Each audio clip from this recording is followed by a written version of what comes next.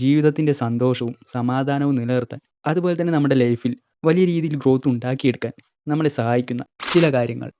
Number 1, invest in relationships. നമ്മുടെ എല്ലാം ലൈഫിൽ ബന്ധങ്ങളുടെ മൂല്യം എത്രത്തോളം വലുതാണെന്ന് ആർക്കും പറഞ്ഞു തരേണ്ട ആവശ്യമില്ല. സോ നല്ല ബന്ധങ്ങളെ ഉണ്ടാക്കിയെടുക്കാനും അതിനെ നിലനിർത്താനും ശ്രമിക്കുക.